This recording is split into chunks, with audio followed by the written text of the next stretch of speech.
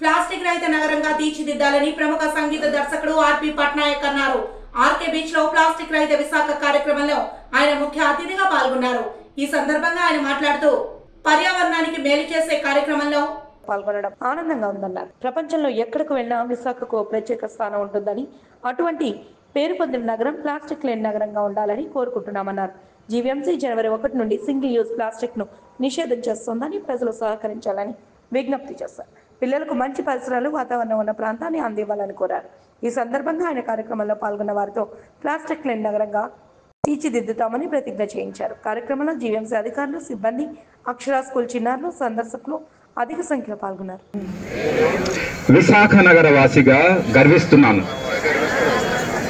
బాధ్యత గల పౌరునిగా ఈ విశాఖ నగర పర్యావరణ పరిరక్షణకు,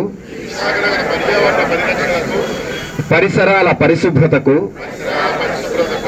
నిరంతరం కృషి చేస్తానని, సింగిల్ యూజ్ ప్లాస్టిక్ వస్తువుల ఉత్పత్తి, విక్రయం, సరఫరా, వినియోగాలను వ్యతిరేకిస్తానని, పర్యావరణ హితమైన వస్తువుల వాడకం ద్వారా విశాఖ నగరాన్ని పరిశుభ్రత, పచ్చదనంతో ప్లాస్టిక్ రహిత విశాఖ నగరంగా, ఆహ్లాదకరమైన నివాస ప్రాంతంగా భావి తరాలకు అందిస్తానని ప్రతిజ్ఞ చేస్తున్నాను. Thank you very much. ప్రతిజ్ఞ చేశారంటే ఇంకా పాటించాలి. మీరు పిల్లలంటే ప్రేమ ఉంటుంది కాబట్టి ఆ ప్రేమని ఈ రకంగా మనం చూపిద్దాం.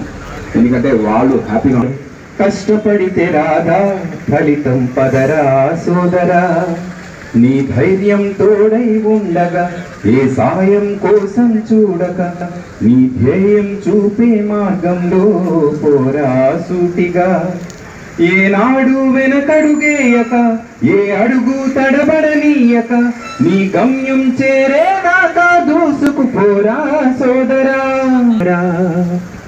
ఇదే విశాఖవాసి సీతారాం శాస్త్రి గారు రాసిన పాట. సినిమా సంబరం సినిమా కోసం. Thank you very much for this support.